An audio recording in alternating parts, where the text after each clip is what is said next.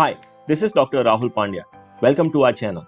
In today's episode, we will discuss verbatim plagiarism or direct plagiarism with a detailed hands-on exercise. Verbatim plagiarism is also known as word-for-word plagiarism.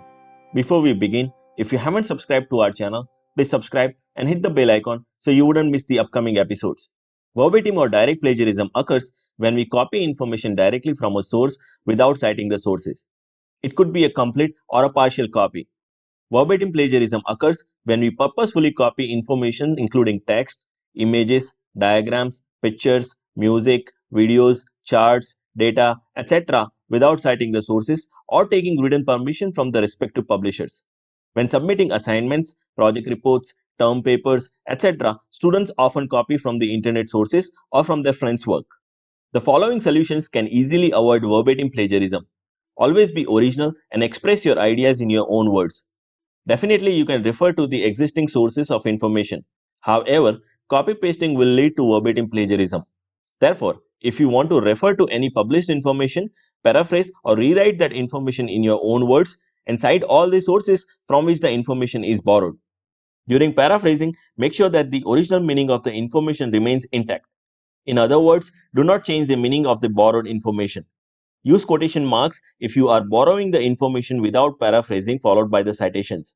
However, this should be as least as possible. In case of copyrighted materials such as images, diagrams, pictures, music, videos, charts, data, etc., you will have to acquire a written permission from the respective publisher or copyright holder before reusing it. Let's take one hands-on exercise to understand what is verbatim plagiarism. Here I have copied the entire abstract from a published article without citing any sources or quotation marks. The plagiarism report has been generated through Turnitin. The highlighted text indicates that the information is copied and plagiarized.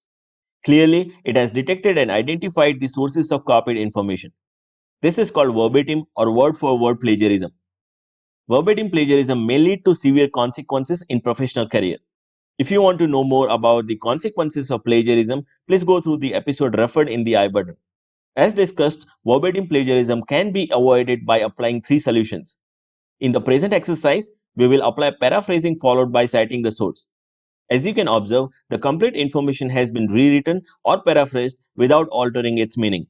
However, paraphrasing is not sufficient. We must cite the source from where the information is borrowed.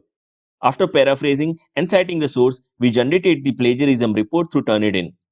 We can observe that there are no highlights in the plagiarism report. Turnitin has passed the information without marking for plagiarism. In the upcoming episode, we will cover another plagiarism type in detail with hands-on exercise.